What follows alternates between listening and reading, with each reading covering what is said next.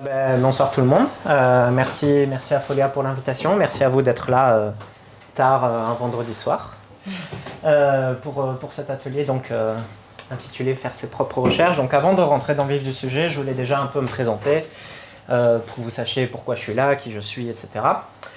Donc j'ai une formation scientifique, je viens de France. J'ai eu en 2010 un baccalauréat, donc l'équivalent du CESS en France, en sciences de la vie et de la terre. Ensuite, j'ai enchaîné avec une licence, donc en Belgique ça s'appelle un bachelier, en biologie cellulaire à l'université d'Aix-Marseille. Ensuite, j'ai une petite année où j'ai fait 6 mois de cours dans une université à Ankara en Turquie, puis je suis rentré à Marseille et j'ai enchaîné sur un master en océanographie où je me suis spécialisé en biologie et écologie marine. Et ensuite, je suis venu en Belgique, j'ai tenté d'avoir une bourse de thèse une première année que je n'ai pas eue, j'ai retenté en 2017, je l'ai eu, et donc j'ai fait un doctorat en microbiologie appliquée et environnementale à l'ULB en co-tutelle avec la KU Leuven. Alors vous voyez que 2017-2023, ça fait 6 ans. Les doctorats en Belgique, c'est financé pour 4, comme beaucoup de doctorants. J'ai pas pu finir en 4 ans parce qu'il y a eu le Covid et que j'ai eu plein d'autres problèmes. Mais voilà, comme ça, vous savez un peu ce que j'ai fait au niveau de ma formation. Vite fait, pour illustrer un peu ma thèse, je travaillais sur une communauté de bactéries qu'on avait isolées d'une rivière. Et c'était un projet très fondamental dans le sens où l'idée, c'était de voir comment caractériser les interactions au sein d'une communauté de bactéries, que ce soit dans la nature, en laboratoire, peu importe. Donc j'ai utilisé des bactéries de rivière parce que c'est celles qu'il y avait dans mon laboratoire et parce que c'était aussi ma spécialité, mais si j'avais utilisé des bactéries des intestins ou qui vivent ailleurs, en tout cas, le but de ma recherche aurait été le même, c'était vraiment, au niveau de la théorie en microbiologie, au niveau des interactions microbiennes, on est encore dans le flou, donc ma thèse avait pour but d'essayer d'apporter un peu plus de lumière sur tout ça. Et donc, j'avais des bactéries que je cultivais sur des jolies boîtes de pétri, comme celle que vous avez à gauche, et puis ensuite que je mettais dans des cultures liquides, comme ici. Et la couleur que vous voyez du liquide dans les bouteilles, ça dépendait de quelles bactéries je mettais ensemble. Et ensuite, j'utilisais ce joli appareil qui s'appelle... Pourquoi ça ne vient pas?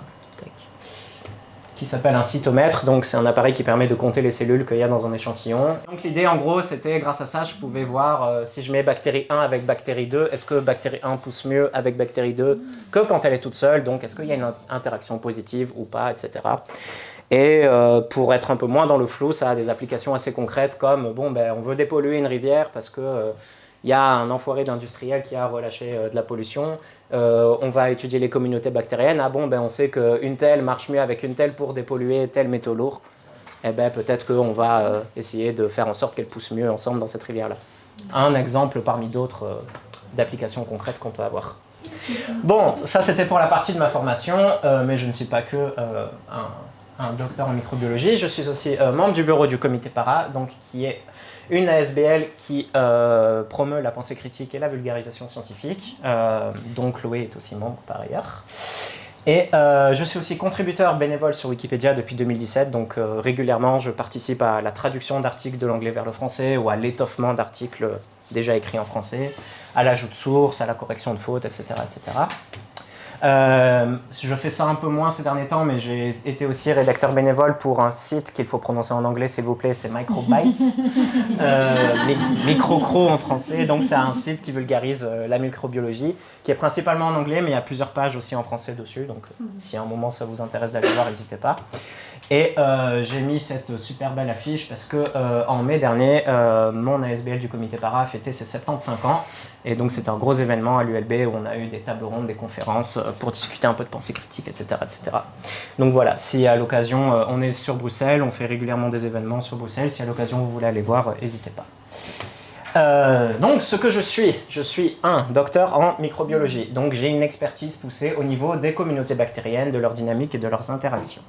Je suis par ailleurs un biologiste, donc j'ai des connaissances poussées aussi dans d'autres domaines de la biologie, de par ma formation, de par mes contributions wikipédiennes et mes nombreuses lectures de littérature scientifique parce que j'ai bouffé blindé d'articles pendant toute ma formation.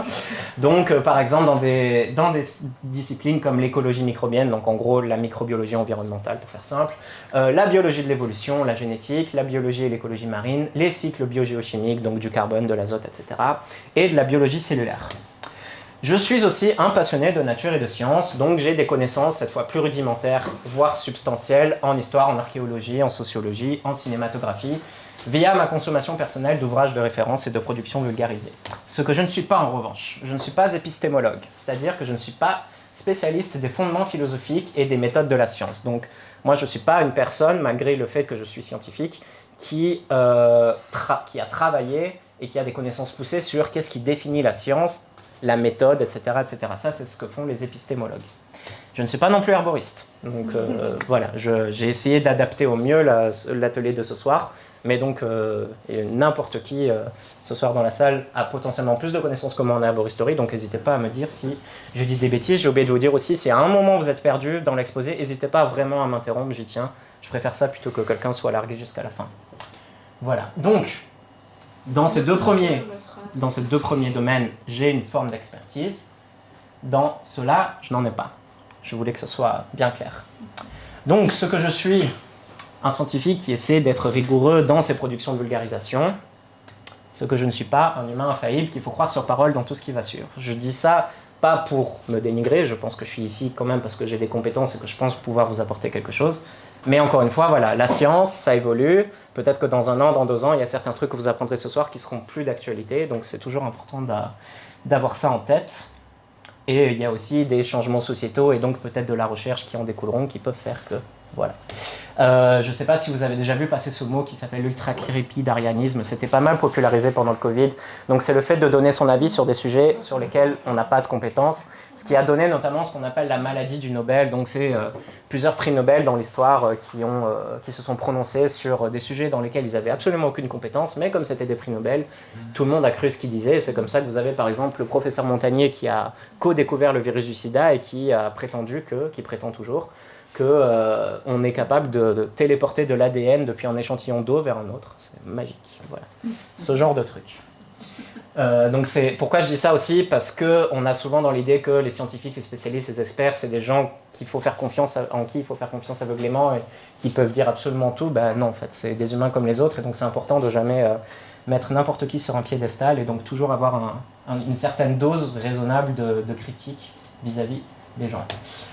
Maintenant, je vais passer un peu plus dans le fond du sujet. Donc, avant qu'on en vienne à l'atelier, à la partie pratique de l'atelier, je voulais quand même vous parler de comment ça fonctionne la recherche scientifique, parce que, à moins d'avoir été dans la recherche soi-même, souvent c'est quand même pas quelque chose qui est évident pour tout le monde. Et pas seulement parce que vous n'avez pas forcément fait des études scientifiques, mais aussi parce que malheureusement, les chercheurs et les chercheuses ont la fâcheuse tendance à ne pas assez communiquer au public comment ils font leurs recherches, quels résultats ils obtiennent, alors que la plupart du temps, ils et elles j'étais payés par de l'argent public, ce que je trouve dommage. Donc voilà. Alors, le schéma de base, c'est ce qu'on appelle la méthode hypothético-déductive. Donc, on part d'une hypothèse, d'observation, de théories existantes. On fait des hypothèses, on fait des expérimentations qui peuvent ne pas confirmer les hypothèses, on en refait d'autres, on recommence, ou bien qui peuvent confirmer des hypothèses qui permettent d'ajuster les théories, et etc. Le cycle recommence. Alors ici, j'ai mis une petite BD d'un média qui s'appelle XKCD, que j'aime beaucoup, donc je vais vous le traduire. La première personne ici dit, pour faire de la science, on génère une hypothèse et ensuite on la teste, et puis la personne ici dit, ok, mais comment on fait pour générer une hypothèse? Et elle dit, très bonne question, comment tu penses qu'on fait? Et il dit, bah, peut-être que... Et elle dit, et voilà, t'as compris. C'était un petit truc qui m'avait fait rire.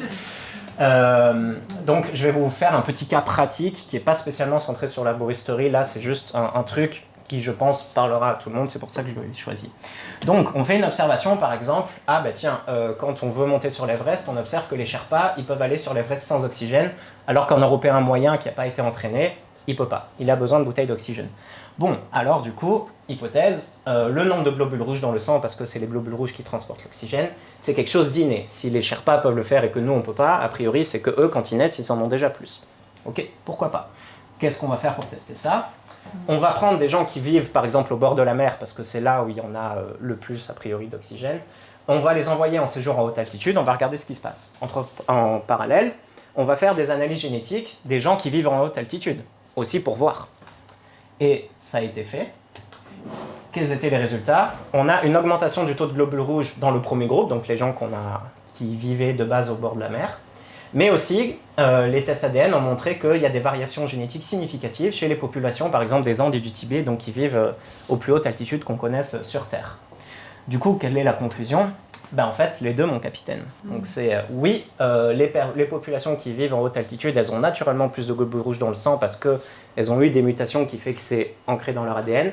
Mais si vous, demain, vous passez un long séjour en haute altitude, ben, vous verrez qu'au bout de 10-15 jours, vous aurez plus de globules rouges dans votre sang. Ce que j'ai mis ici en gris, c'est les références d'études qui ont fait ça. J'y reviendrai après, et toutes les références sont à la fin de du diaporama, et aussi que vous pourrez retrouver quand on aura fait le montage vidéo. Je vais vous faire un autre exemple. Cette fois, on va dans les sciences humaines et sociales.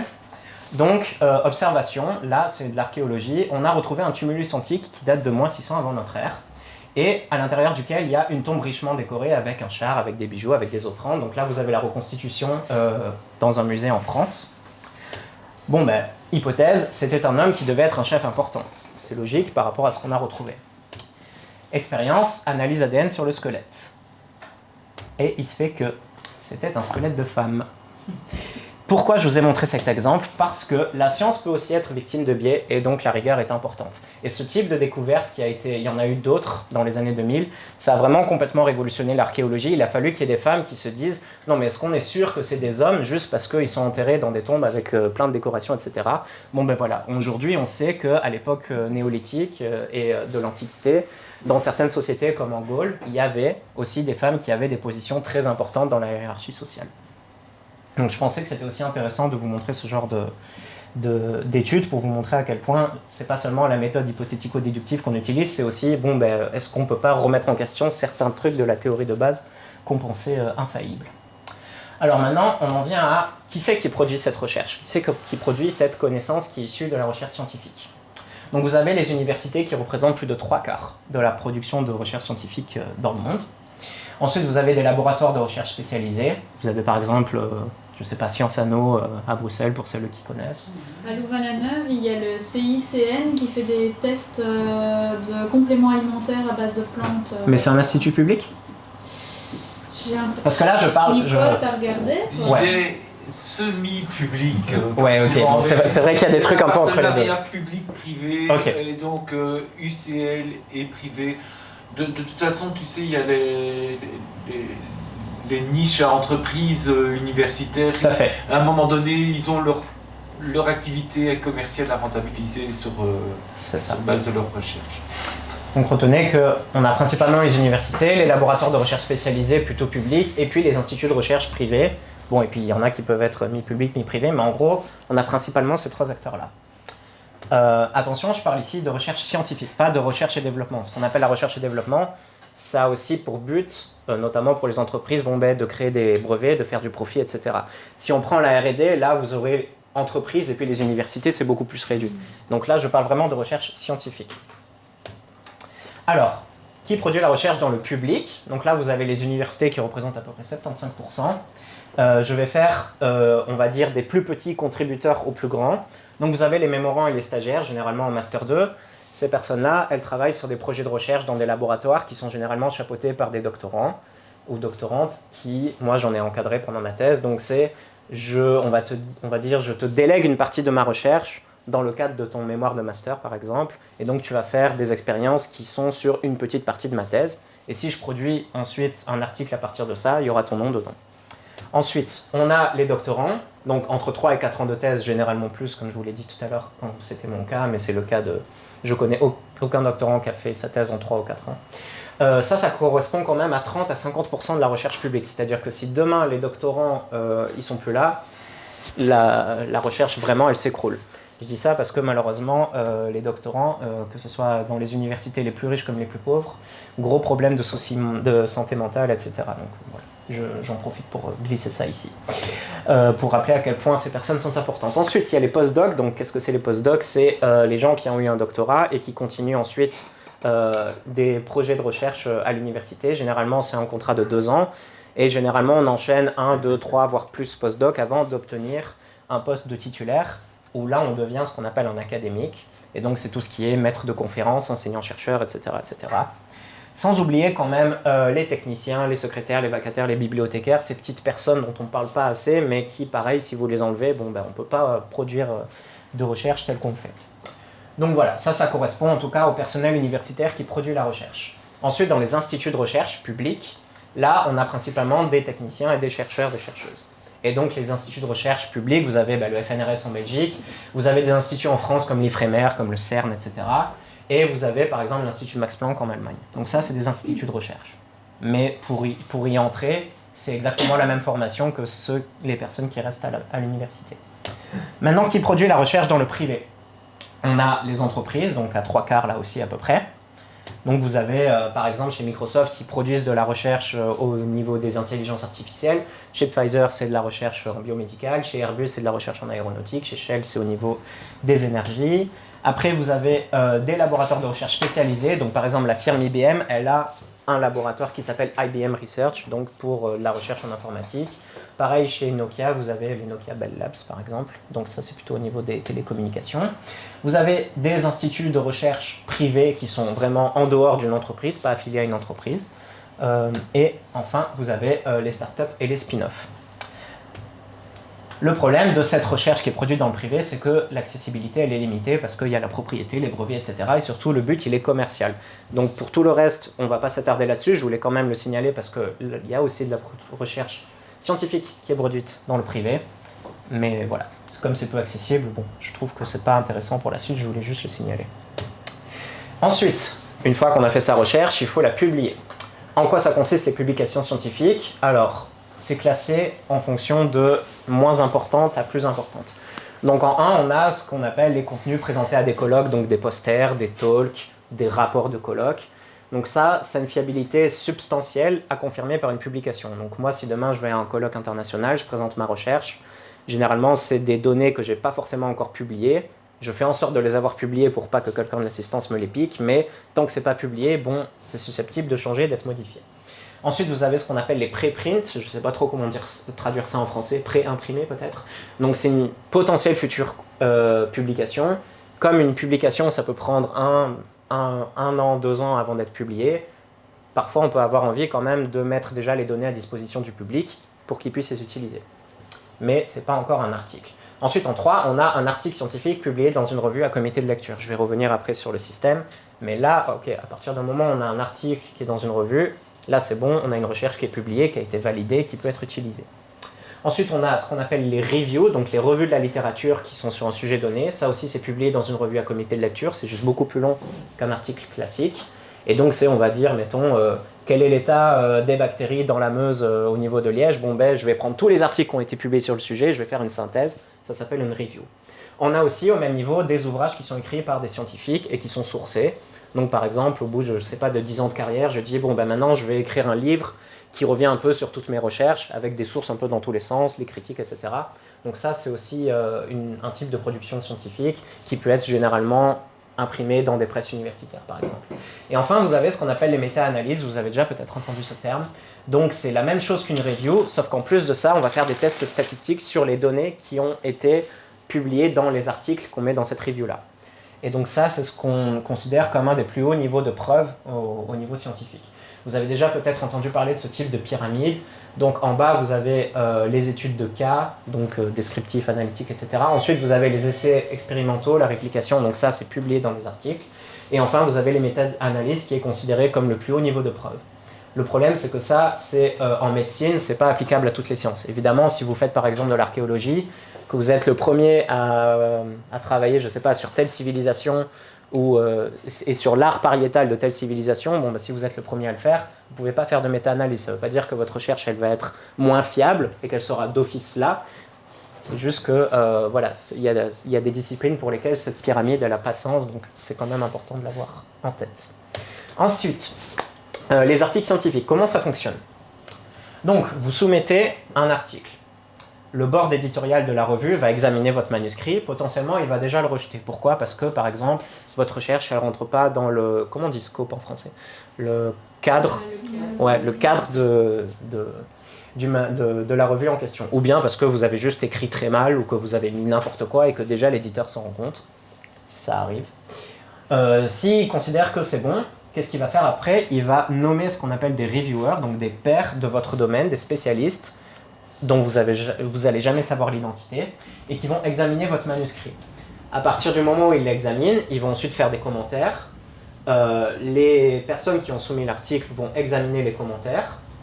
À partir de ce moment-là, soit on peut avoir un rejet, donc les reviewers peuvent dire « Non, désolé, cet article, ça va vraiment pas, il y a trop de choses à changer, donc on le rejette. » Sinon, ils disent « Ok, il y a pas mal de choses à changer, ou bien pas beaucoup. » Donc là, vous avez une demande de révision, c'est ce qui est ici. Du coup, vous allez corriger votre manuscrit, vous allez peut-être faire des expériences complémentaires, vous allez peut-être revoir des données, refaire des tests statistiques, etc. Vous allez resoumettre votre article, il va être de nouveau examiné, les reviewers vont le relire, etc. etc. Donc cette boucle-là, il peut y en avoir 1, 2, 3, bon, généralement pas 10 non plus, mais ça peut prendre un certain temps. Et enfin, quand tout ça, quand tout le monde est OK, le manuscrit est accepté et ensuite il est publié dans le prochain volume de la revue scientifique en question. Alors tout ça, ça peut prendre beaucoup de temps. Donc généralement, ça prend plusieurs mois, ça peut prendre plusieurs années. Moi, j'ai un article en premier auteur, ça a pris 1 an avant qu'il soit publié. Donc c'est quand même assez long. Et le coût, ça coûte cher, des milliers à des dizaines de milliers d'euros. Ça, c'est un truc qui est malheureusement pas très connu du grand public. Il faut savoir que les revues scientifiques, surtout encore plus aujourd'hui, la plupart appartiennent à 2 grands groupes qui sont Springer et Elsevier, et qui ont chacun, on va dire 99% de toutes les revues scientifiques qui existent dans tous les domaines. Et publier un article, ça coûte généralement jamais moins que 1000 voire 1500 balles. Et si vous publiez dans Nature, par exemple, qui est le plus gros journal scientifique du monde, là, ça coûte pas moins de 10 000 balles généralement. Donc malheureusement, ça fait que, bon ben voilà, si vous êtes une université en Afrique, par exemple, vous aurez d'autant moins de moyens de publier dans des grosses revues, donc ça biaise aussi. C'est un business qui se situe, pour vous donner une idée, entre la musique et le cinéma au niveau des revenus mondiaux. Donc c'est plusieurs centaines de milliards de dollars. C'est malheureusement une mafia légalisée, j'appelle ça comme ça, parce que on est tous des chercheurs, chercheuses qui sont financés par de l'argent public. On écrit des articles, on est reviewé par des gens qui font ça bénévolement, qui ne sont pas payés en plus pour faire du reviewing.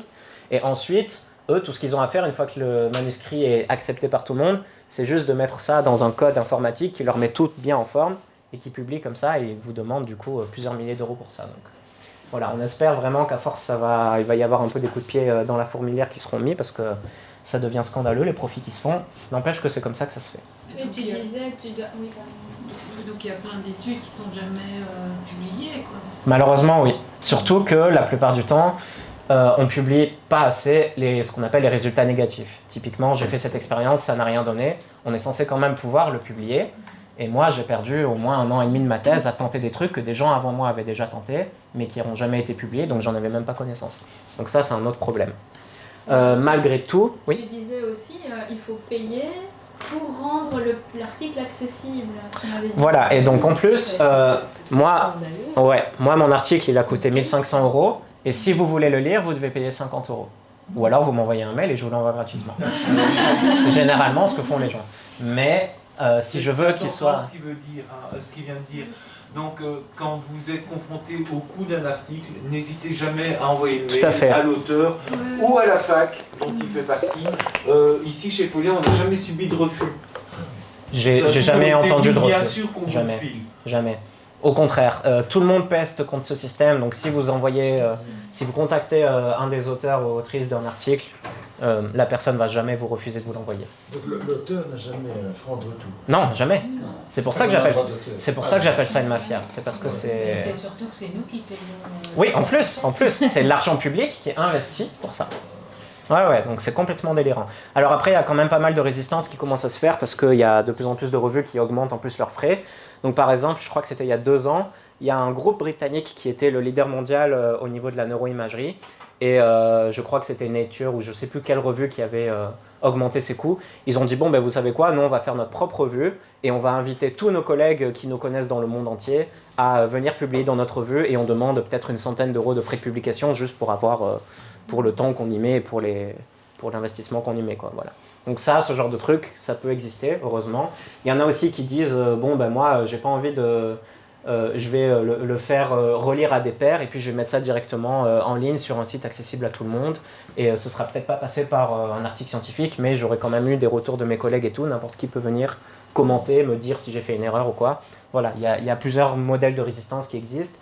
Je veux quand même aussi pas... Pour pas que vous partiez de là en vous disant bon ben en fait c'est un système horrible et donc on devrait pas plus faire confiance à ça que à n'importe qui écrit n'importe quel bouquin. Non, c'est quand même un système qui, malgré tout, continue à faire ses preuves parce qu'on a des pairs qui reviewent votre article. Ils n'ont aucun intérêt à faire ça mal parce que sinon, après, si votre papier est publié et que c'est n'importe quoi ce qui est écrit dedans, c'est le journal qui perd en crédibilité, c'est vous, ça peut affecter votre carrière entière. En France, par exemple, il y a quelques années, il y a quelqu'un qui avait sorti une étude qui disait que les OGM, ça donnait le cancer parce qu'il avait testé des OGM sur des rats qui effectivement avaient développé des tumeurs, sauf qu'après, en fouillant les données, on s'est rendu compte qu'il avait utilisé une race de rats qui avait été génétiquement modifiée pour naturellement plus développer des cancers que la moyenne.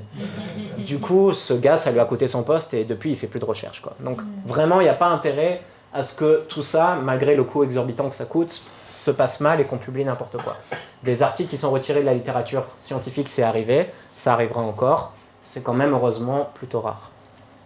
Je voulais vous montrer par exemple un exemple assez rigolo d'une autre forme de résistance. Donc ce qu'il y a écrit ici en rouge, c'est une phrase dans l'article qui dit comme les reviewers nous l'ont fortement suggéré, ici on cite certaines références, donc les références 35 à 47, bien qu'elles soient complètement hors sujet par rapport à l'étude qu'on vient de faire. Parce qu'il y a aussi des reviewers qui parfois essayent de dire « Ah là, vous n'avez pas cité un tel, vous n'avez pas cité un tel ». Les un tel en question, c'est probablement eux ou des collègues à eux qui veulent essayer de placer. Et là, j'ai trouvé ça génial que du coup, les auteurs de l'article mettent cette phrase pour souligner l'absurdité parfois de certains reviewers. Donc voilà, c'est une petite forme. La renommée des auteurs se fait aussi par le nombre de sites de Bien fois où sûr. son article est cité. Tout à fait. Tu as dit que les reviewers, on ne savait pas qui c'était. Non, le board éditorial de la revue, il sait, mais vous, les auteurs ne savent pas parce que sinon il peut y avoir des conflits d'intérêts. Oui, c'est ça. Mais ce sont des gens de qualité, enfin, comment est-ce qu'on... Oui, par exemple, moi pour mon article, on a, ils ont contacté d'autres microbiologistes spécialisés dans l'étude des communautés bactériennes. Donc oui, c'est quand même des gens de son domaine. Généralement, les éditeurs vont contacter des gens qui ont déjà publié, qui ont quand même un certain temps de carrière derrière eux, qui ont déjà publié sur exactement le même sujet pour avoir des gens plutôt fiables. Généralement, c'est ça qui se passe. Et on soumet à une revue ou plusieurs? Alors, généralement, on soumet à une parce que le problème, c'est que si on soumet à plusieurs en parallèle, il peut y avoir aussi des conflits entre eux et c'est problématique. Et comme il y a des données qui sont en ligne, qui sont inscrites dans des espèces de bases de données internationales, si votre nom est soumis dans deux revues différentes pour exactement le même article, ils vont s'en rendre compte et pareil, on perd en crédibilité. Donc non, on soumet d'abord à une revue, on espère qu'ils nous répondent rapidement, même si c'est pour dire non. Moi, la première fois que j'ai soumis, il m'a fallu 1 mois avant d'avoir une réponse qui était négative, mais au moins au bout d'un mois, je savais que il fallait que je soumette à une autre revue. Donc, voilà. Mais parfois, on peut attendre plus de temps, c'est aussi problématique. Mais alors, quid des autres productions liées à la science? Donc les magazines comme Science et Vie, les contenus de vulgarisation, les conférences, les vidéos YouTube, les livres destinés au grand public, ce que j'appelle les protocoles maison, donc c'est les gens qui font de la science dans leur garage et qui vous disent que « j'ai fait ça et ça marche, donc vous pouvez le faire aussi ». Ce genre de trucs.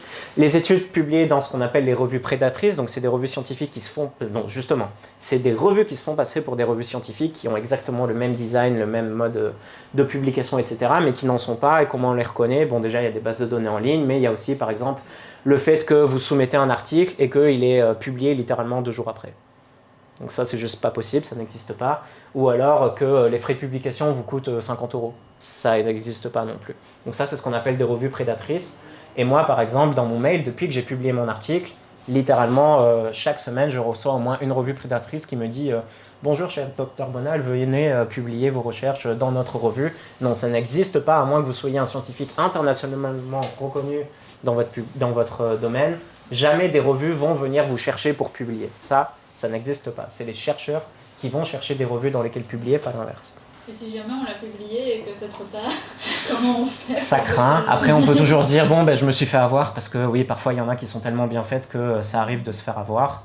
Du coup, après, on fait un signalement de la revue en question en disant, c'est une revue prédatrice, et on fait en sorte que ce soit retiré de la littérature, mais c'est pas toujours faisable, malheureusement. Donc voilà, c'est comme les arnaques dans les mails, le fameux prince, je sais plus comment ça s'appelle, l'arnaque du prince saoudien ou je sais pas quoi, que vous avez peut-être déjà reçu dans vos mails. Voilà, il Il y a parfois des gens qui se font avoir par les arnaques, malheureusement ça existe. C'est quoi, Science et Vie que tu mets là? Non, ça c'est pour illustrer le contenu vulgarisation. Voilà, exactement. Donc c'est ce genre de magazine qui essaie de faire de la vulgarisation scientifique, qui parfois le font très bien, qui parfois le font très mal. Là j'ai pris cette une un peu parce qu'il y a écrit la traque des univers parallèles. Bon, c'est un peu sensationnaliste comme ça. En vrai, pour avoir discuté avec blindé d'astrophysiciens, ils me disent bon, les univers parallèles c'est une hypothèse qui est vraiment la plus basse dans toutes les hypothèses dont on sait de comment l'univers existe aujourd'hui. Donc voilà, c'est ça le problème, c'est parfois du sensationnalisme dans les revues grand public, quoi. Donc oui, ça, tu appelles ça une revue prédatrice? Tout à fait, prédatrice parce que leur fond de commerce, c'est d'essayer d'arnaquer des scientifiques en leur faisant publier chez eux et en gagnant de l'argent comme ça, quoi. Non, pas Science et Vie. Science et Vie. Non, pardon, oui, désolé, c'était peut-être pas clair. Non, Science et Vie, ce n'est pas une revue prédatrice parce que ce n'est pas une revue scientifique. Les revues prédatrices, c'est vraiment des revues qui se prétendent comme scientifiques, mais qui ont exactement le même type de soumettez un article, on va contacter des pairs pour faire un reviewing, etc. et après on publie. Mais ça prend beaucoup moins de temps et c'est beaucoup moins cher que des revues classiques. Ça, c'est des revues prédatrices. Science et Vie, c'est juste des magazines de vulgarisation. Mais c'est pas... Oui, il y a pas de problème. Mais il est, selon vous, pas particulièrement qualitatif, du coup. Ça dépend des sujets. Ça dépend tellement des numéros, ça dépend de qui écrit dedans. J'en ai vu des excellents de numéros, j'en ai vu des très mauvais où ils disaient vraiment n'importe quoi. Du coup, c'est difficile en tant que lecteur. Enfin, moi, c'est vrai que Science et Vie, je me suis toujours dit, j'avais quand même... Je vous dirais pas de pas lire ça, je pense qu'ils font vraiment beaucoup de bons trucs. Malheureusement, c'est toujours pareil. Il y a des journalistes qui font des papiers scientifiques, comme ils feraient des papiers de sport ou quoi, qui n'ont pas forcément la formation derrière qu'il faut. Et voilà. Je me posais des questions par rapport à la neutralité dans le contenu. Est-ce qu'il y a des censures? Est-ce que par rapport à des recherches, est-ce qu'il y a une liberté par rapport aux résultats? Est-ce qu'on ne va pas boycotter certains résultats? Je pense notamment à tout ce qui est pharmaceutique. Ouais, alors à partir du moment, encore une fois, où c'est de la recherche publique qui est publiée dans des revues scientifiques publiques, non, il n'y a pas de censure. On a des résultats qui ont été revus. Si tout a été fait de façon carrée et tout, il n'y a pas de problème. Maintenant, par exemple, je vais donner pendant la crise Covid, là on avait un petit peu accéléré le processus de reviewing et de publication parce qu'on avait besoin de résultats rapidement pour trouver des solutions. Il y avait une étude qui avait été publiée dans le Lancet, donc qui est la plus grande revue scientifique médicale au monde, et qui avait notamment testé la chloroquine, la fameuse chloroquine, et qui disait la chloroquine ça n'a pas du tout d'effet contre le Covid. Le problème, c'est que ça a été tellement rushé à cause de cette période-là qu'au final, ils ont dû retirer l'étude 3 semaines après parce qu'on s'est rendu compte qu'il y avait un souci dans les données. Donc, à la fois, c'est pas bien parce qu'on se dit, du coup, est-ce qu'on peut avoir confiance en scientifiques? Et à la fois, je me dis, c'est quand même bien parce que ça prouve qu'il y a plein de gens qui se sont repenchés sur l'étude et qui ont dit que ça allait pas. Et que la science fonctionne quand même assez bien via ça aussi, parce qu'une revue peut dire en fait ça allait pas, donc on la retire de la littérature pour que plus personne n'y ait accès et pour que plus personne se base sur des données qui sont fausses. Ce que je trouve complexe, notamment dans notre domaine en phyto, c'est que c'est souvent des labos plutôt privés. Exactement. Avec des conflits d'intérêts, etc. Exactement. Et du coup, notamment... Moi, j'avais eu le cas en gémothérapie, etc. Donc les profs sont ceux qui font les recherches en même temps, etc. Donc en fait, on suit des formations, mais en même temps, ils font des pseudo-recherches, on ne sait pas très bien. Et donc, particulièrement, je trouve en phyto, on est du coup pas trop sur la recherche, si sans doute un peu universitaire, mais il y a beaucoup des labos privés. C'est ça. Après, c'est pas parce qu'un labo finance une étude que ça veut dire que l'étude est bidon. C'est toujours pareil. Si tout a été bien fait et que le labo dit « je veux que vous financiez cette étude parce que je veux savoir si ce truc a un effet sur telle maladie ou quoi, mais peu importe les résultats, vous publiez, ça c'est ok. Tant que c'est écrit à la fin de l'article que cette étude a été financée par le laboratoire machin. Moi, j'ai pas de problème avec ça. C'est par contre plus dangereux quand il n'y a pas les conflits d'intérêts qui sont donnés, quand il n'y a pas les sources de financement, quand la plupart des auteurs ou des autrices ont des affiliations avec un labo à côté, qu'il n'y a pas forcément eu de reviewers ou que les reviewers ont été des potes de gens. Voilà, il y a plusieurs données à regarder en gros. Non, c'est pas toujours... Tout à fait. La question est dans ce sens-là aussi. Tout ce qui est médicaments et tout, des études produites par des firmes pharmaceutiques, Il y a quand même beaucoup de suspicion là où tout le monde. Ouais, en fait, moi je trouve déjà de base suspicieux quand une étude scientifique teste un produit qui est une marque en fait. Surtout quand il s'agit de médecine. C'est pas la même chose de dire on va tester l'extrait de la plante que vous voulez sur telle maladie que de dire on va tester la crème de marque machin sur la même chose, quoi. C'est un peu la différence, quoi. Et j'avais mis cet extrait aussi, ça c'était un documentaire qui date de 2012 je crois sur France 5 qui s'appelait Le mythe des géants, et donc dans ce documentaire qui est du coup France 5, donc c'est de l'argent public en France, c'est l'audiovisuel public, et qui prétendait que les géants ont existé, et pour ça ils avaient juste interviewé des gens qui étaient spécialistes de la Bible ou d'autres récits comme ça, et qui disaient oui la Bible raconte qu'il y a eu des géants, ok super, et après ils ont juste montré des gens qui faisaient 2,30 m, donc qui étaient plus grands que la moyenne, d'accord. Est-ce que c'est des géants? Non. Donc voilà, faire gaffe aussi à certains documentaires. Donc pourquoi j'ai cité tout ça? Parce que tout ça, c'est pas de la science. Ça veut pas dire que là-dedans, il n'y a rien de qualitatif, au contraire. C'est important que tous ces contenus puissent exister. C'est juste que si vous voulez avoir quelque chose de vraiment scientifique, c'est les articles qu'il faut lire, c'est pas ça, directement en tout cas. Les sources scientifiques primaires, c'est pas ça. Par exemple, dans Science et Vie, il référence quand même il faut regarder. Aux articles scientifiques. Il faut regarder à la fin les références qu'ils mettent. S'ils mettent juste un communiqué de presse de machin ou le livre d'une personne, il faut faire gaffe. S'ils citent un article scientifique, c'est pas la même chose. Ok, donc il faut regarder vraiment les références. Tout à fait. Et je vais vous montrer après à quoi ça ressemble un article scientifique et comment le différencier d'autres types de sources. Oui ? Vous aurez compris que ça prend du temps. Oui, j'y viens après, t'inquiète pas. Mais oui. Par exemple, dans Plantes et Santé, ils mettent de la revue Intel. Ça veut dire que nous, on doit aller chercher dans la revue Intel le nom. En tout cas, il faut regarder déjà si la revue Intel, c'est une revue scientifique ou pas. On a quelques plantes et santé. Oui, pas une prédatrice. Exactement. Ça, ils mettent plusieurs fois de la revue Intel. Oui. Ouais. Faut regarder du coup, qu'est-ce que c'est la revue en question. Il y a une revue des études qui se fait dans les premières pages. Oui, c'est ça. Oui. Ok, ça m'a l'air déjà plus... Et après, dans ce magazine, il y a beaucoup de publicité pour des compléments alimentaires. Oui, énormément. Je suis pas très fan.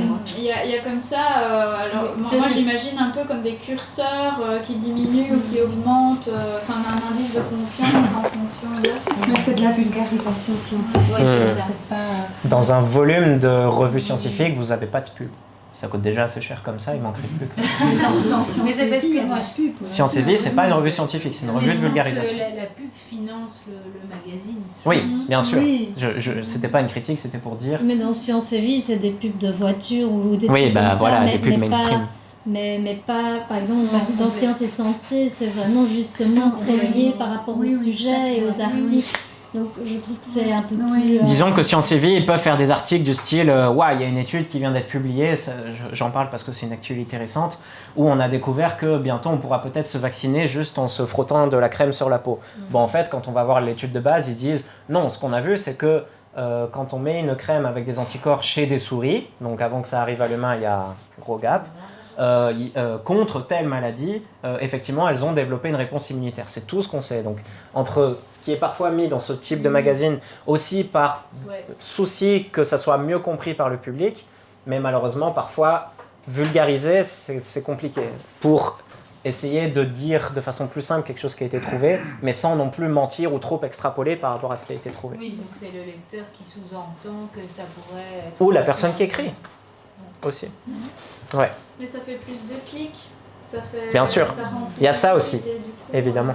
À la fois, je pense que tout le monde ne peut pas devenir expert, docteur, et donc je trouve que ces revues sont quand même... Tout à fait, elles tout à permettent fait. quand même de l'éducation, quoi. Oui. Même, par exemple, un système que je recommanderais, c'est je suis chercheur, je viens de publier ce truc, c'est une découverte intéressante. Science et Vie en parle. Je leur demande, est-ce que c'est OK si je relis votre article avant que vous sortiez votre magazine pour être sûr que vous n'avez pas dit n'importe quoi. Et je pense que ce serait gagnant-gagnant, là, par exemple. Alors, à quoi ça ressemble, une étude ? Donc, vous lisez un article scientifique. Donc, là, j'ai pris... c'est Chloé qui m'a envoyé ça. Donc, ça, on entre un peu dans la phytothérapie maintenant. Donc, c'est l'effet de Rubus idaeus et du framboisier, si je ne dis pas de bêtises. Donc, l'extrait de polyphénol. Donc, les polyphénols, donc les phénols, généralement, c'est des molécules qui sont produites par plein de plantes, notamment pour se défendre.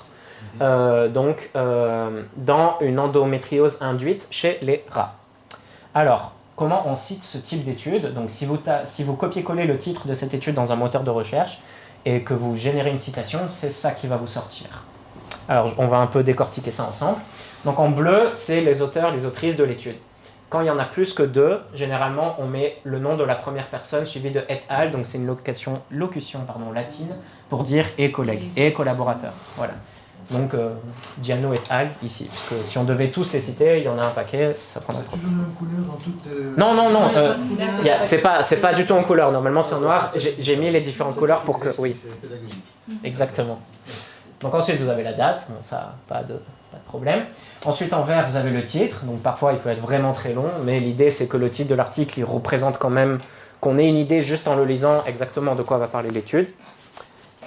Ensuite en violet ici vous avez d'abord le titre de la revue, lui pour le coup il est toujours en italique comme le titre d'un ouvrage n'importe lequel. Ensuite vous avez le numéro de volume, entre parenthèses le numéro de série, parfois il n'y en a pas. Et enfin ici la page ou les pages dans lesquelles, dans le volume, donc si vous prenez le 29e volume de la revue Molécule, 4e série, vous allez à la page 778, vous tombez sur cet article, c'est ça que ça veut dire.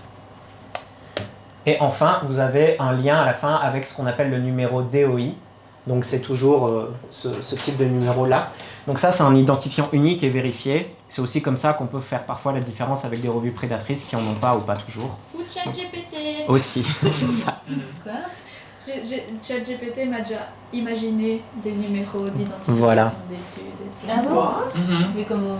Parce que je lui ai demandé de me sortir des sources pour un propos. Et, tout à fait. C'était fun. Donc, pour tous les articles scientifiques, vous avez des numéros DOI, comme pour tous les livres, vous avez des numéros ISBN ou ISSN. Donc ça se voit pas. La date après le nom, ouais, c'est tout le temps comme ça. C'est tout le temps comme ça. C'est en allant chercher le numéro plus loin pour aller voir dans le papier que je me suis rendu compte, mais c'est le numéro comme ça. Mais il n'y avait pas que le numéro, il y avait les noms d'auteurs. Je t'avais contacté d'ailleurs. Chut, c'est pour après. J'ai gardé. Et généralement, le titre il est souligné aussi, non? Non. Ça, on fait plus. Mais en fait, attention qu'il y a une différence entre les études scientifiques comme ça et les sciences humaines. Oui, Et les sciences humaines, non. Les codes sont pas les mêmes. Non, les sciences humaines, tu auras la même chose. Tu auras machin et al, la date, le titre et tout. Oui, c'était la même chose. Oui. J'ai appris l'ancien système. Ah, peut-être qu'il y avait un ancien système, mais maintenant tout a été standardisé. Ouais, tout a été standardisé. Quand on cite des articles scientifiques, c'est toujours comme ça. Juste, parfois, au niveau des pages, vous avez, au lieu de 778, si c'est une revue qui est uniquement publiée en ligne, ça existe aussi, il y en a qui n'ont pas de format papier, ils vont mettre un E avant, ça veut dire une page virtuelle. Mais sinon, c'est exactement la même chose. PLOS ONE, par exemple, c'est une revue qui est publiée que en ligne. Et là, ils auraient mis E778, par exemple. Quoi. Voilà. Là, je vais vous mettre juste un petit clin d'œil qui était rigolo. Donc ça, c'était une étude publiée dans donc Earth Science Review, c'est un des gros journaux en sciences de la Terre. Et là, il y a écrit, donc le nom et l'adresse des auteurs étaient inclus au-dessus du résumé au moment de la soumission. Si c'est difficile à arrêter, c'est rien du tout. Et donc c'est juste parce que parfois, comme on fait tout informatiquement, là, en l'occurrence, le board éditorial avait juste eu un bug informatique et donc ils ont publié ça au lieu du vrai titre de l'article. Je suis retourné depuis et j'ai vu qu'ils avaient réparé. Mais voilà, des fois on a des trucs un peu rigolos comme ça qui se passent. Donc je voulais vous montrer aussi ça pour exemple. Alors, si on se concentre sur cette étude-là, donc j'ai un peu zoomé. Donc ici, vous avez les auteurs, les autrices cités par ordre d'importance de contribution. Donc le premier auteur, c'est généralement la personne qui a conduit l'étude, qui a fait les expériences, qui a rédigé la plus grande partie du manuscrit de l'article, qui a passé beaucoup de temps pour faire l'étude en question. Très souvent, c'est des doctorants, donc.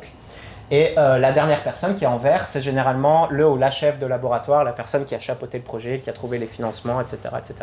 Donc c'est généralement ces deux personnes-là qui sont les plus importantes. La première parce que c'est celle qu'on cite en premier quand on fait référence à l'article, et la dernière parce que c'est celle qui va avoir son nom sur plein d'autres publications dans tout ce qui se fait dans son laboratoire. C'est Carmen ici. C'est ça, Carmen, Miaela, Mio. Ensuite, vous avez ici les affiliations. Donc là, il y a 9 affiliations au total. Donc il y a une collaboration entre 9 structures différentes.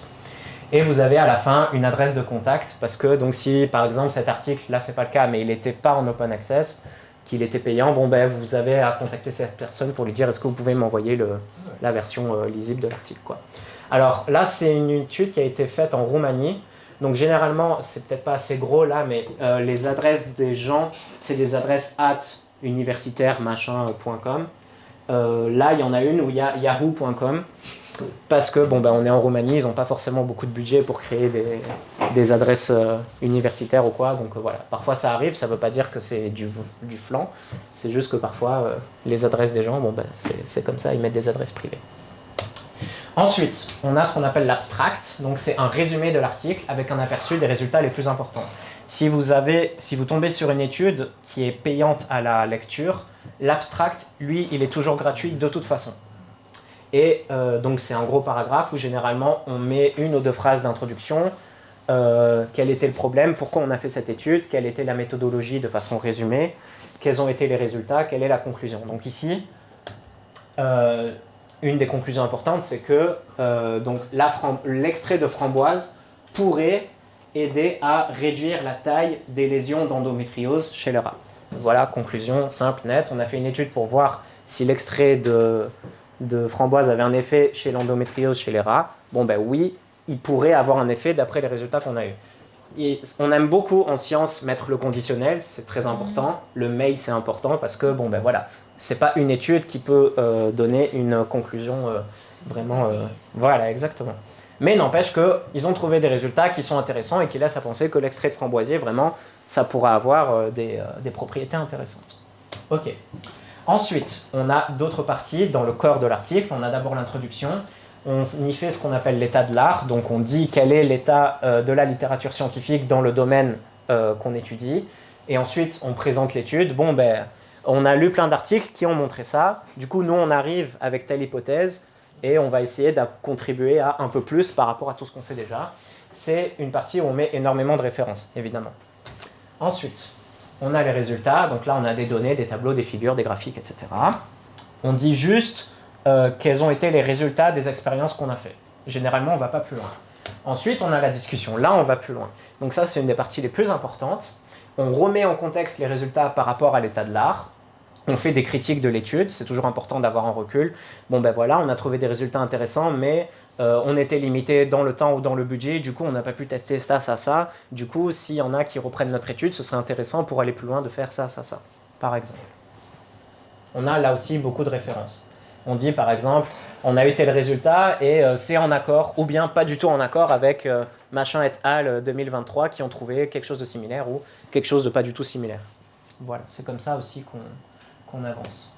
Et enfin, le matériel et méthode. Donc dans cet article, il était à la toute fin, sinon parfois il est juste après l'introduction, ça dépend, c'est pas très important. Si il est bien fait, n'importe qui devrait pouvoir refaire l'expérience. Quand je dis n'importe qui, c'est n'importe qui. Donc là, si vous voulez refaire exactement la même étude, avec les mêmes conditions, donc il faut mettre combien, je sais pas, combien d'échantillons vous avez pris, quelle était la température dans votre salle au moment de l'expérience, si vous avez utilisé un appareil, quelle marque c'était, quel modèle c'était. Donc vraiment le plus de détails possible. Parce que, encore une fois, si quelqu'un veut refaire l'étude, il ou elle doit pouvoir la refaire exactement dans les mêmes conditions pour que au moins ce biais-là soit évacué si jamais il ou elle ne trouve pas les mêmes résultats. Donc c'est vraiment une partie importante. Et enfin, à la fin, une fois qu'on a tout ça, on a les contributions des auteurs, les financements, la déclaration sur les conflits d'intérêts, etc., etc. C'est tout petit, mais ça reste important.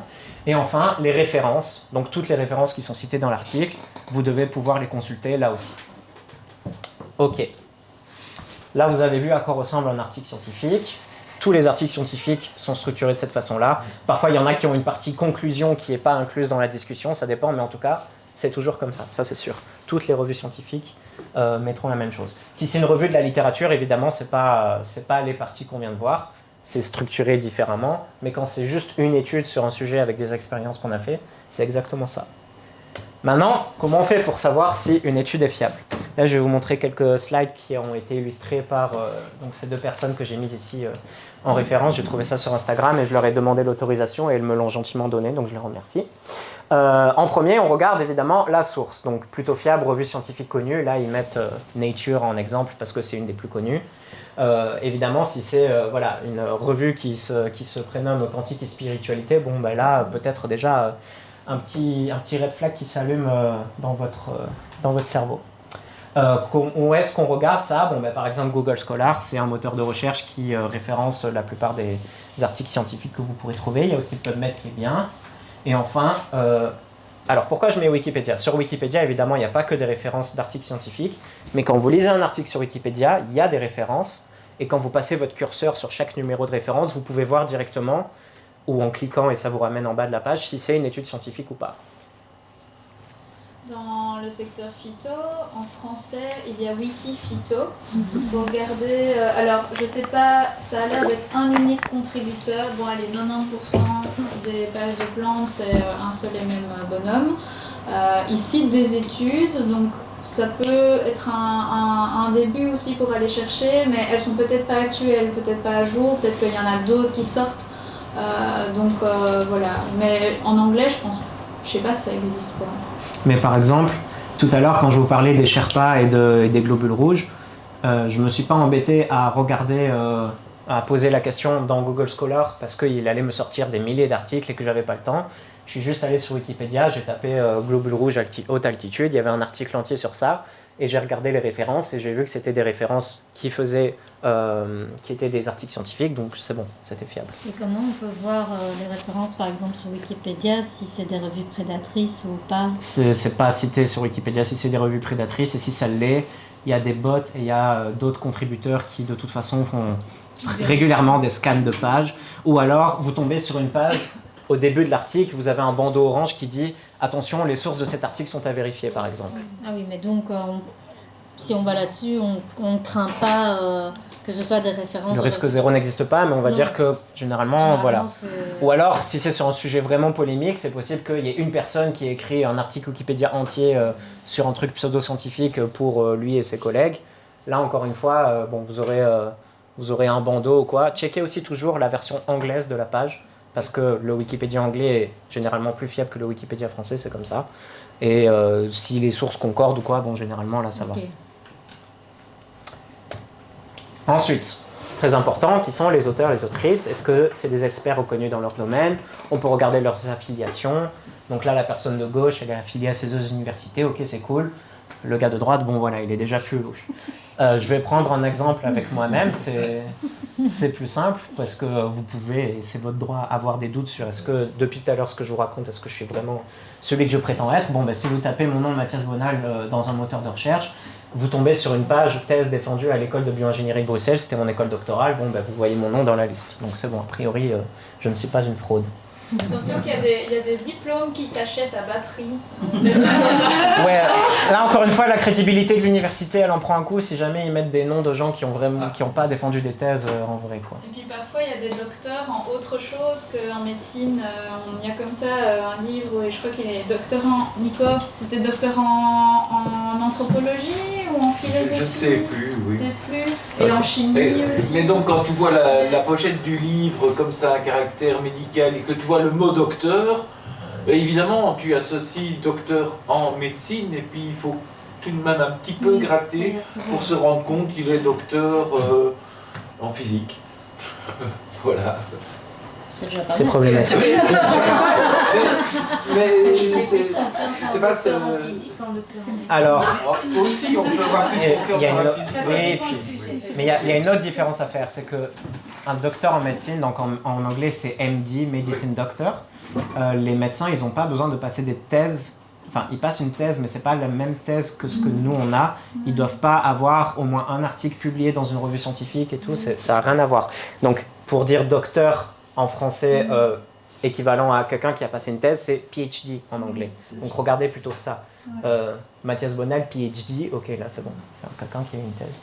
Là, ici, c'est le nom de la dernière autrice qu'il y avait dans l'étude sur le framboisier que je vous ai montré. Si vous tapez son nom sur Google Scholar, vous avez une affiliation officielle avec une adresse email validée de l'université de Cluj. Très bien. Là, vous êtes sûr que cette personne, a priori, elle est fiable. Ensuite, la méthodologie. Alors évidemment, quand vous n'êtes pas spécialiste du sujet, c'est plus compliqué, mais il peut quand même y avoir quelques petits red flags qui peuvent s'allumer. Donc par exemple, si l'échantillon de votre étude il est à moins de 30, à part dans certaines disciplines, méfiance. C'est un des premiers trucs que j'ai appris dans mes cours de statistique. En dessous de 30, voilà. Et si par exemple on parle d'un médicament, une étude clinique, alors là 30 même c'est largement pas assez. Si vous voulez tester l'efficacité d'un médicament sur des humains, il faut au moins 1000 personnes. Évidemment. Une étude clinique qui comporte que des hommes, red flag là aussi. Parce que du coup, c'est quoi les effets sur les femmes? On ne sait pas. Donc non, ça va pas. S'il n'y a pas de groupe contrôle, à la poubelle votre étude. Parce que quand on teste quelque chose, on compare toujours à un groupe de référence. Par exemple, dans une étude clinique, vous allez prendre un groupe auquel vous avez donné un placebo pour voir si ce que vous testez, ça a plus d'effet que si vous donnez juste du sucre, par exemple, à ce groupe-là.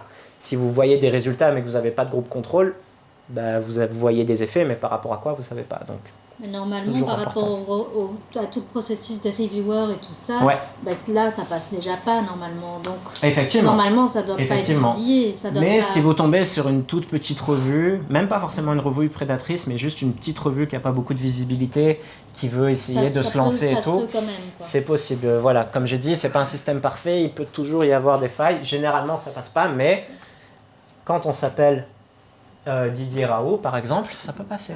Je ne sais pas si vous vous souvenez de ce charmant monsieur. Oui. Voilà, donc lui, il avait publié cette étude-là littéralement dans sa Dropbox. J'ai traduit, enfin, c'est pas moi qui ai traduit, c'est un thread qui a été fait sur Twitter à l'époque, qui était vraiment excellent, c'est pour ça que je l'ai gardé. Donc ce qu'il y a là en jaune, ça dit, donc ça c'est écrit littéralement dans l'article, hein.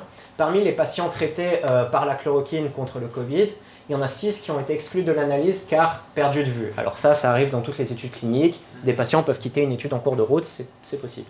Mais ici, le problème, c'est qu'ils ont été exclus de l'analyse. C'est-à-dire que les auteurs ont choisi de ne pas les prendre en compte dans le calcul du pourcentage de patients qui n'avaient plus le virus dans le groupe qui a été traité à la chloroquine. Le problème, c'est que les patients en question, ils ne sont pas tout à fait anodins. Il y en a 3 qui ont été transférés en réanimation quand même. Il y en a un qui est mort. Il y en a un qui a décidé de sortir de l'hôpital et qui n'avait pas de virus le jour 1. Du coup, on se demande, mais est-ce qu'il était vraiment malade? Pourquoi ils l'ont inclus dans le groupe des patients qui ont été traités s'il n'avait pas le virus de base? C'est bizarre. Et enfin, il y en avait un qui a eu un effet indésirable de la chloroquine et qui a voulu arrêter sa participation à l'étude. Et donc là, le gros problème dans l'étude en question, c'est que du coup, au lieu de dire, on va quand même analyser les résultats à l'aune de ces patients-là, ils ont dit, non, du coup... ciao, on ne les prend pas en compte et puis c'est plus facile. Quoi. Là, cette étude-là, elle avait été faite donc, sur 26. Donc de base en plus, c'est vraiment pas beaucoup. Hein. Et à partir de là, il avait dit, vous voyez, la chloroquine, ça marche, machin. 3 limite sur 26. 3 patients. Voilà. Il y a déjà 7 patients là dans l'explication. Donc. Et le ratio, 3 patients en réanimation. Non, 1, 3, 4, 5, 6. Oui, mais je dis, c'est jour 1. Ceux qui sont en réanimation, c'est grave. Ben oui, c'est grave. Exactement. Moi, je veux dire, quand on voit le ratio. Voilà.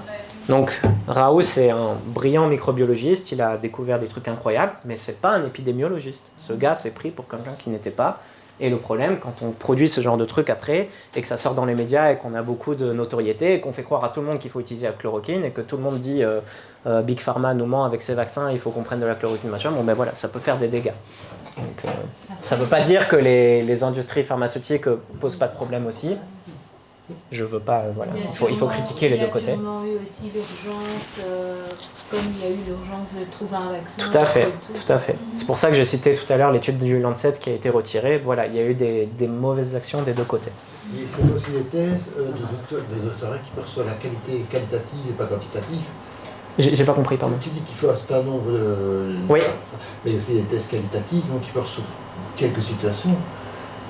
Par exemple? En sociologie, par exemple. Ah oui, la sociologie. Peut-être plus. Oui. La sociologie, c'est encore plus particulier. La sociologie, c'est particulier parce qu'ils ont, surtout en psychologie, moins en sociologie, ils ont beaucoup de problèmes de reproductibilité parce qu'il y a plein d'études qui n'ont pas assez reproduites et ils sont en train enfin de remettre un peu ça dans l'ordre, mais oui, c'est une bonne remarque. Et disons, pour faire des conseils de santé destinés à un large panel de gens, il faut pouvoir l'avoir testé sur un large panel de personnes. Et donc c'est pour ça que... C'est la fin du monde, quoi. Oui. Pas avec quelques personnes. Parce que là, 26 personnes, c'est limite résumable à ça marche sur moi, donc vas-y, quoi, tu vois. Bah, non, ça marche pas comme ça. Ensuite, essayer de reconnaître les conflits d'intérêts, c'est pas toujours évident. Bon, mais voilà, est-ce que les résultats sont en lien avec des intérêts commerciaux? Est-ce qu'il y a une entreprise qui finance l'étude? Est-ce qu'elle pourrait bénéficier des résultats? C'est surtout ça qui est intéressant. Parce que, comme j'ai dit tout à l'heure, si une entreprise vous finance l'étude et que l'étude produit des résultats négatifs, bon ben voilà, c'est pas grave. Mais si ça produit des résultats positifs et qu'il y a machin qui travaille avec et que, bon ben voilà. Et ça, c'est indiqué clairement? Ben, par exemple, dans l'article que je vous ai montré tout à l'heure, à la toute fin, il y avait une phrase qui disait « Les auteurs déclarent n'avoir aucun conflit d'intérêt ». Alors, évidemment, c'est une déclaration de bonne foi. Il y en a qui peuvent mentir, mais encore une fois, s'ils mentent et qu'on s'en rend compte après, ça détruit leur carrière, donc c'est pas non plus dans leur intérêt. Autre chose, conflit d'intérêt ne veut pas dire, voilà, encore une fois, c'est pas seulement l'entreprise qui paye une étude et peu importe les résultats, c'est publié, c'est aussi, par exemple, un des auteurs qui dit, bon ben oui, effectivement, j'ai des actions dans telle entreprise, malgré tout, dans le papier, j'ai participé seulement à la rédaction de tel paragraphe, c'est pas moi qui fais les expériences, c'est pas moi qui ai traité les résultats, bon ben là, c'est pas problématique non plus. Et on est obligé, Maintenant, ça aussi, ça fait quelques années, et c'est un bon changement, c'est beaucoup de scientifiques qui ont poussé pour ça. Les revues scientifiques, aujourd'hui, elles disent, quand vous soumettez un papier, il faut que vous mettiez un paragraphe en disant tous les auteurs qui ont participé à l'étude, qui a fait quoi. Et là, pareil, on ne peut pas vérifier, mais encore une fois, c'est dans l'intérêt de personne de mentir. Mais à une époque, il y en avait plein qui disaient juste mets mon nom sur l'article, même si j'ai rien fait. Bon, ben non, généralement, il y a plein d'autres auteurs qui vont dire si lui a rien fait, on ne le met pas, et puis point barre, quoi. Donc maintenant, il y a cette amélioration aussi qui s'est faite. Aussi, la reproductibilité. Alors, est-ce qu'il y a d'autres scientifiques qui ont reproduit les conditions de réalisation de l'étude? Est-ce qu'on aboutit à des résultats similaires? Évidemment, ce paramètre, il est difficilement vérifiable par le grand public. C'est un constat à faire sur le plus long terme. Voilà. Mais en tout cas, quand on parle notamment d'effets d'études cliniques, de tels médicaments, de telles molécules ou quoi, sur des maladies, sur des troubles, la reproductibilité, c'est quand même important. Est-ce que les résultats sont cohérents? Bon voilà, là il y a écrit un résultat de 50% avec une marge d'erreur de 3%, ça veut dire que la vraie valeur se situe entre 47 et 53. On a des barres d'erreur dans les graphiques qui sont faites pour ça. Ici, j'ai pris deux exemples qui sont le pire de ce qu'il faut faire. Donc là, c'était un sondage du Figaro pendant une grève, et vous voyez, il y a 49% de non, 40% de oui. Ils ont quand même... Ça va un peu trop loin là, 49%. Non, voilà, donc là c'est une représentation trompeuse, c'est pas du tout cohérent. Ici, c'était un sondage de la SNCF sur une grève en France des cheminots. Et voilà, vous voyez la différence entre 22,5 et 19,84%. Là, pareil, il y a un petit souci. Donc, ils ne sont pas embêtés, ils ont juste pris le haut ils ont coupé l'histogramme et puis ils ont pris que le haut, quoi. Voilà, donc ça c'est tiré d'une vidéo d'une chaîne YouTube qui s'appelle Defecator, que je vous recommande, qui est très drôle en plus. Quelle a été la réception par les pairs aussi? Est-ce que l'étude elle a été commentée ou citée dans d'autres travaux de recherche? Bon, évidemment, si elle vient juste de paraître, il faut attendre. Est-ce qu'elle a été entre-temps retirée de la littérature scientifique? Comme je vous ai donné l'exemple tout à l'heure, c'est rare, mais ça arrive. Et surtout, il ne faut pas oublier aussi que ça peut aller dans le bon sens. Parce que quand il y a une nouvelle découverte, ça remet en question des études précédentes, et donc il faut du temps pour obtenir un consensus. Et comment on vérifie ça? Ben, encore une fois, un moyen assez facile de faire, est-ce qu'elle a été commentée ou citée dans d'autres travaux de recherche? Donc quand vous tapez l'étude dans Google Scholar, vous avez parmi les résultats un bouton qui s'appelle citer, et juste à côté il y a citer un certain nombre de fois. Et ça, vous pouvez le voir directement. Et quand vous cliquez là-dessus, il va vous sortir toutes les études qui ont cité l'étude en question. C'est un bouton qui s'appelle citer. Ouais, je vais vous montrer après si vous voulez. C'est un peu à l'avantage des sciences dites dures. Pas forcément. Hein. Non, en sciences humaines aussi, il y a des travaux de psychologie, de sociologie qui sont repris aussi, quand il y a des méthodologies de référence, quand il y a des échelles, par exemple. Bon, là-dessus, c'est pas spécialement... L'article le plus cité de l'histoire des sciences, oui, effectivement, c'est un article de chimie, mais c'est juste parce que c'est un protocole de quelqu'un qui a fait ça dans les années 30 et que littéralement tous les labos utilisent aujourd'hui. Donc à chaque fois qu'on utilise ce protocole, on est obligé de le citer, c'est tout. Mais c'est littéralement juste ça. Les revues prédatrices, on y vient. Alors là, c'est un très joli exemple. Donc c'est un chercheur qui en avait marre de recevoir dans sa boîte mail une revue prédatrice qui littéralement chaque jour lui disait « Publiez chez nous, publiez chez nous ». Du coup, il a envoyé un article dont le seul texte c'est « Enlevez-moi de votre putain de mailing list ». Il a envoyé ça comme ça, il a même fait une très jolie figure. Et quelle ne fut pas sa surprise de voir que le truc a été publié. C'est terrible. Donc voilà, pour vous dire, les revues prédatrices, parfois, juste quand on ouvre un article, on peut facilement se rendre compte que c'est n'importe quoi. Un autre exemple, ça date du Covid et c'était absolument génial. Donc le titre, ça dit le virus du Covid était de façon inattendue plus mortel que les trottinettes électriques. Est-ce que l'hydroxychloroquine pourrait être l'unique solution ? Donc déjà, le titre est bizarre. Ensuite, si vous regardez les noms des gens, alors là, vous avez Didier Lambrouille, vous avez Silvano Trottinetta, vous avez Auteur F. Fantôme, Nemo Macron, et là, si vous regardez les affiliations, vous avez le Belgian Institute of Technology and Education, BIT, basé à Couillé en Belgique. Vous avez l'Institut pour une science rapide et sale à Neuchâtel en Suisse, enfin voilà. Et là, pareil, c'est un truc qu'ils ont envoyé comme ça, et la revue prédatrice s'est même pas préoccupée de relire et de faire appel, ils ont juste publié. Donc voilà, ça c'était très drôle. Il y a une version française qui existe, si vous la voulez, je pourrais vous l'envoyer, c'est à mourir de rire, littéralement, l'article, c'est vraiment très très drôle.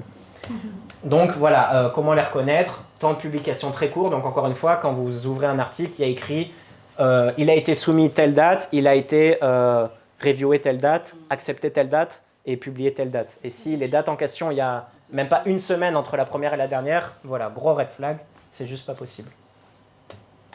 On arrive bientôt à la fin, je vous rassure. Quelques outils de recherche et recommandations, du coup, par rapport à tout ce que je vous ai dit.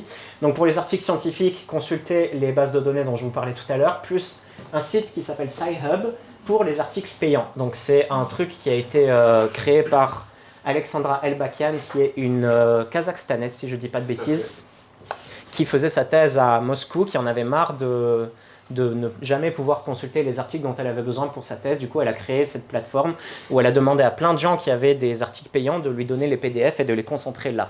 Et depuis, elle est poursuivie par Interpol parce que, évidemment, ça ne plaît pas aux revues. Voilà. Je ne sais plus dans quel pays elle est en ce moment, mais c'est une... Elle est aux États-Unis pour le moment, ok. Elle est en planque.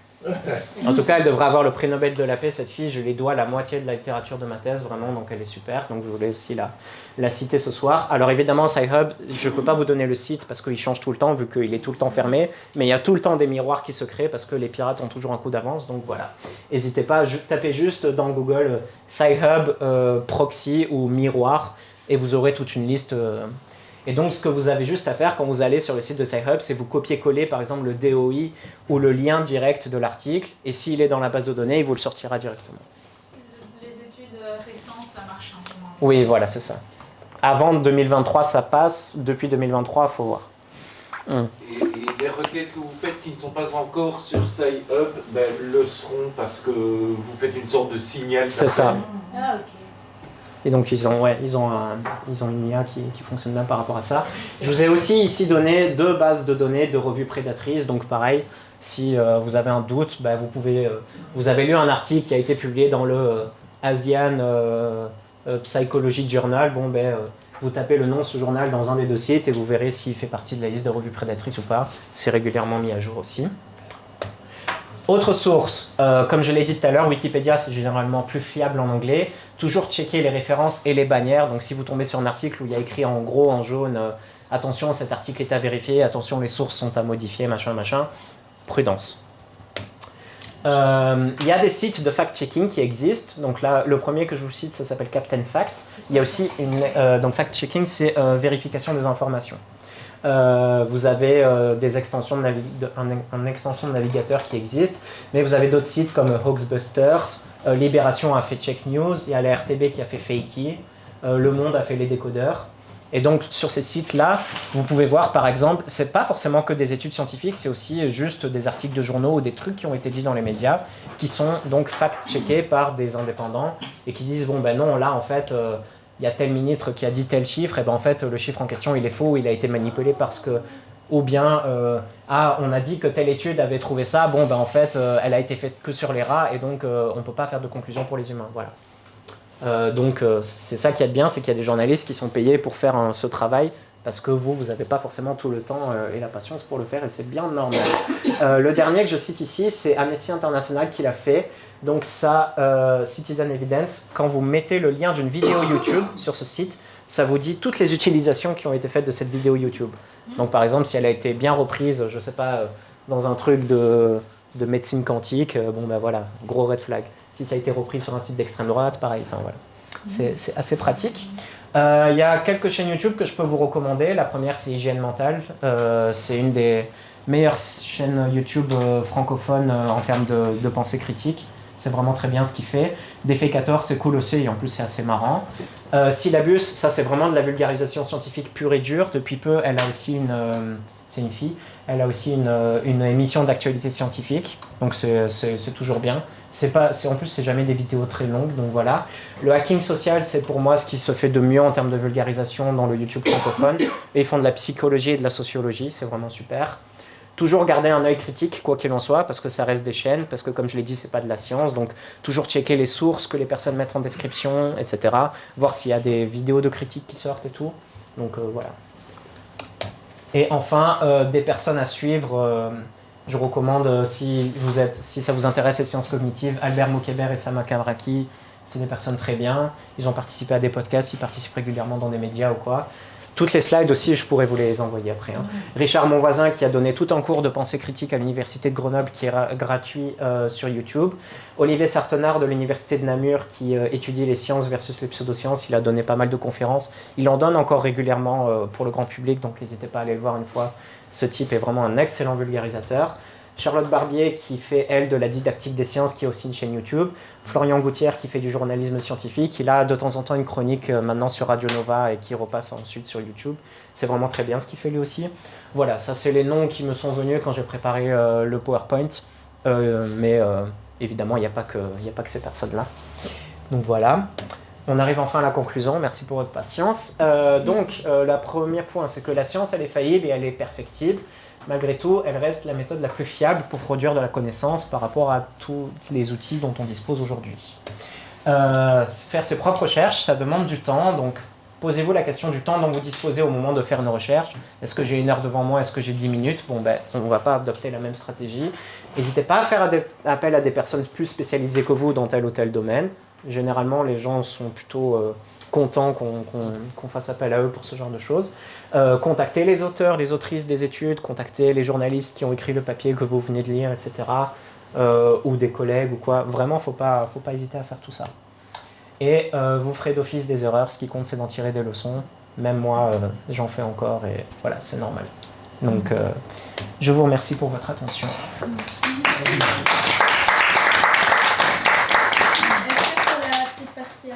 Ouais. Je coupe. Oui. Hein. On se aura une copie de... Oui.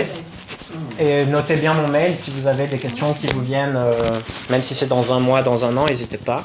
Je réponds toujours.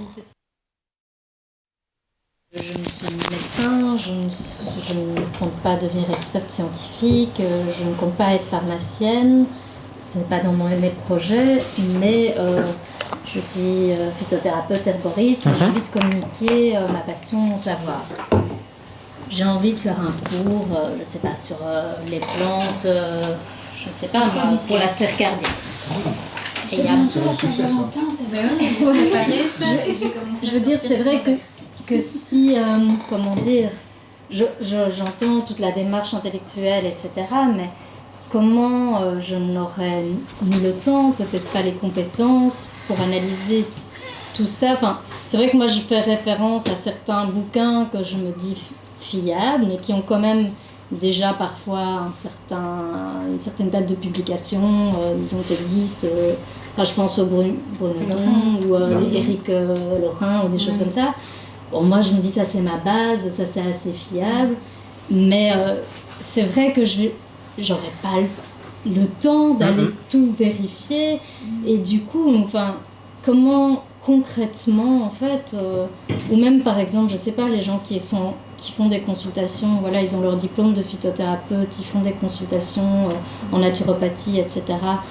Voilà, est-ce qu'ils vont vraiment vérifier tout ce qu'ils ont appris par leur professeur? Comment en fait, c'est tellement immense, comment dire, on n'est pas sur le spécialiste de tel truc. En fait, le champ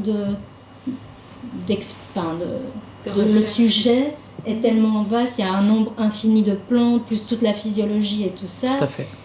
Mais comment on se positionne? Et moi, c'est vrai que là-dessus, je suis un peu...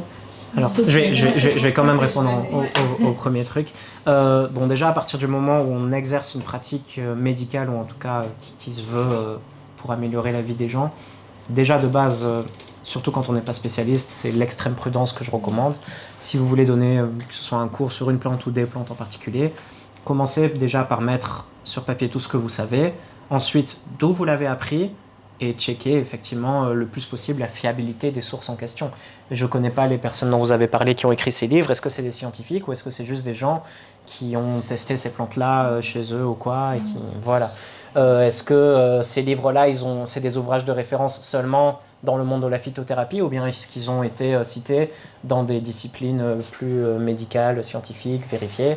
Voilà. Je sais que ça prend du temps.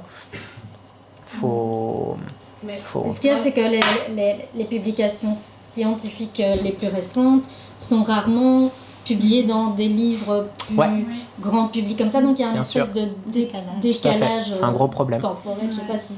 Tu as cité le Bruneton, justement.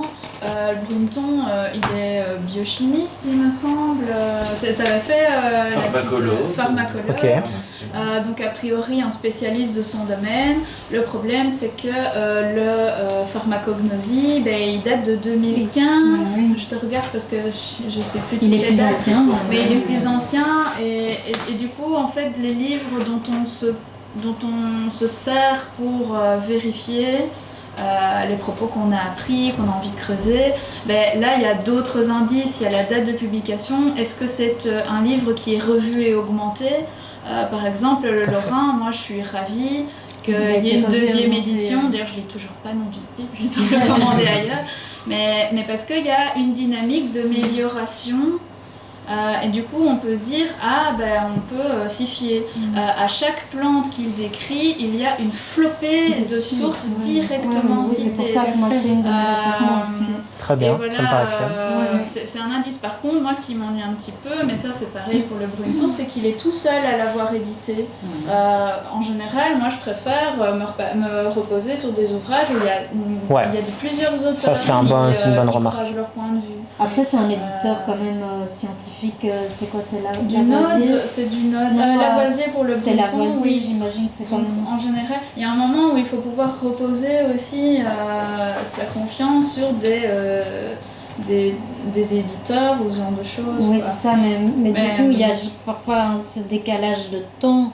Et puis il y a des maladies, par exemple là le papier du framboisier, l'endométriose, faut dire que l'endométriose dans la médecine traditionnelle on connaissait pas ça. Non. Parce que c'est une maladie dont on parle récemment, le monde scientifique s'y est intéressé que récemment parce que maladie féminine, parce que c'est normal d'avoir mal quand on a ses règles et du coup quand on a un cours par exemple de naturopathie ou phytothérapie qui dit ah oui cette plante elle est recommandée pour l'endométriose, là il doit y avoir un peu une sorte d'ampoule qui doit s'allumer et se dire on n'a quand même pas beaucoup de recul pour ce genre de choses, là ça vaudrait la peine d'aller creuser, surtout si y a quelqu'un qui vient te voir et qui vient avec cette problématique.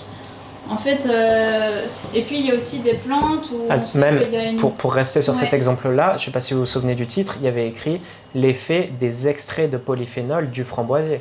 Je ne sais pas si chez vous, vous avez de quoi extraire des polyphénols de framboisier, c'est pas pareil que de frotter ou de faire ingérer du framboisier à quelqu'un. Exactement. Et donc ça, par exemple, ça on peut aller voir, nous en tant qu'herboristes, ça nous concerne quel type d'extrait a été utilisé dans l'étude. Donc ça nécessite d'aller... voir quelle forme, quoi. Quelle forme, voilà. Souvent, c'est de l'alcool. Oui, le plus souvent, c'est de l'alcool. Et du coup, tu n'as pas cité DeepL. Ah oui, tout à fait. Tout à fait. Oui, parce que depuis tout à l'heure, évidemment, malheureusement, la science, la plupart du temps, elle est publiée en anglais. Donc, n'hésitez pas à faire appel aujourd'hui. Google Translate n'est pas hyper efficace. Il y a un site qui est super qui s'appelle DeepL, donc DEEPL, comme la lettre, .com. Et c'est le meilleur traducteur gratuit sur le marché parce qu'il est constamment alimenté par des linguistes en fait et par des IA qui font ça. Donc, et puis alors nous aussi on peut choisir la traduction qui en plus. Et on clique et alors ça c'est ça. Parce que évidemment si vous n'êtes pas anglophone, bon, ben, comment vous faites? Mais heureusement aujourd'hui on a des outils qui permettent.